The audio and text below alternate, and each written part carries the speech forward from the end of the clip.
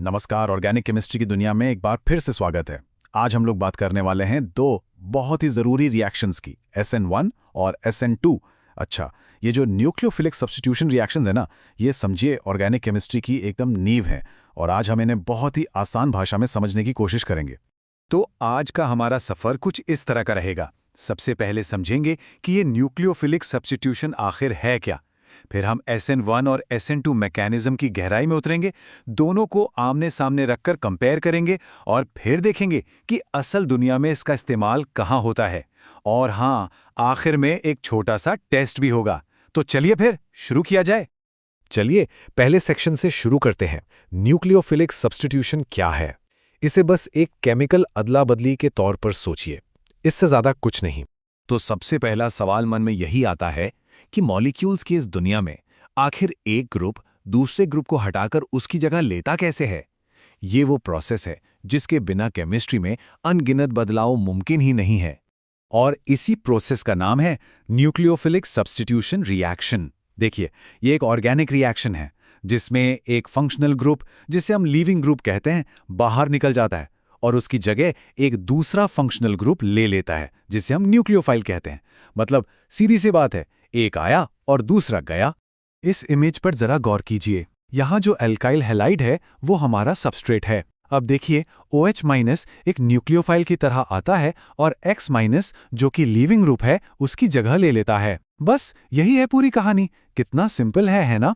ठीक है, तो अब चलते हैं हमारे पहले मैकेनिज्म की तरफ, SN1 रिएक्शन।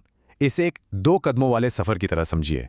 तो SN1 को थोड़ा और समझते हैं। इसमें जो 1 है ना, इसका मतलब होता है यूनिमॉलिक्यूलर। अब इसका क्या मतलब हुआ? इसका सीधा सा मतलब है कि रिएक्शन की जो रफ्तार है वो सिर्फ एक रिएक्टेंट पर डिपेंड करती है और इसीलिए हम कहते हैं कि ये फर्स्ट ऑर्डर काइनेटिक्स को फॉलो करती है। और हाँ, इसकी रिएक्टिविटी का ऑर्डर भी याद रखना जरूरी है। सबसे तेज टर्शरी, फिर सेकेंडरी और सबसे धीमा प्राइमरी। ये रिएक्शन अक्सर एक कमजोर न्यूक्लियोफाइल के साथ होती है। SN1 मैकेनिज्म, जैसा कि मैंने कहा, 2 स्टेप्स में होता है।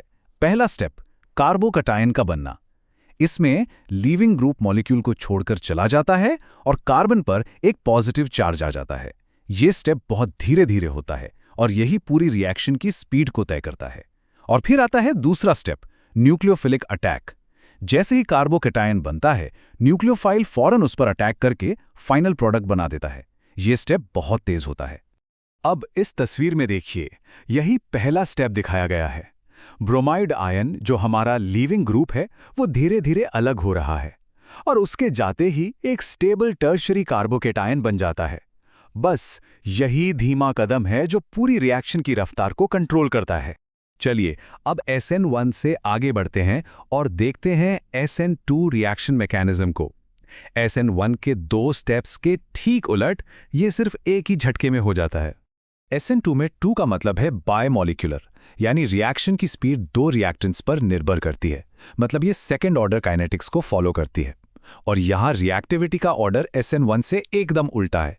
सबसे तेज प्राइमरी, फिर सेकेंडरी और सबसे धीमा टर्शरी। और सबसे खास बात, ये सब कुछ एक ही स्टेप में हो जाता है। ये स्लाइड SN2 मैकेनिज्म को बहुत ही बेहतरीन तरीके से दिखाती है। ध्यान से देखिए, न्यूक्लियोफाइल पीछे से हमला करता है ठीक उसी पल जब लीविंग ग्रुप सामने से निकल रहा होता है। इस बैकसाइड अटैक की वजह से मॉलिक्यूल की पूरी बनावट पलट जाती है, बिल्कुल वैसे ही जैसे तेज हवा में छाता अंदर की तरफ पलट जाता है। इसे हम इन्वर्जन ऑफ कॉन्फ़िगरेशन कहते हैं। तो अब तक हम दोनों मैकेनिज्म्स को अलग अलग समझ चुके हैं। अब वक्त है उन्हें आमने सामने रखकर तुलना करने का, ताकि सारे कन्फ्यूजन्स दूर हो जाएं। तो चलिए दोनों को आमने सामने रखकर देखते हैं। SN1 ये फर्स्ट ऑर्डर है, 2 स्टेप्स में होता है और इसमें एक कार्बोकैटायन इंटरमीडिएट बनता है ना? दूसरी तरफ है SN2, ये सेकंड ऑर्डर है, सिर्फ एक स्टेप में पूरा हो जाता है और इसमें बनती है एक ट्रांजिशन स्टेट। और सबसे बड़ा फर्क, इनकी रिएक्टिविटी का ऑर्डर एक दूसरे से एकदम उल्टा। तो सवाल ये है कि कब कौन सा मैकेनिज्म होगा। ये कुछ चीज़ों पर डिपेंड करता है, जैसे कि अल्काइल हैलाइड कैसा है। टर्शरी हैलाइड्स SN1 पसंद करते हैं और प्राइमरी हैलाइड्स SN2। एक अच्छा लीविंग ग्रुप, मतलब जो आसानी से निकल जाए, वो दोनों ही रिएक्शंस की स्पीड बढ़ा देता है। और सॉल्वेंट का भी बहुत बड़ा रोल है।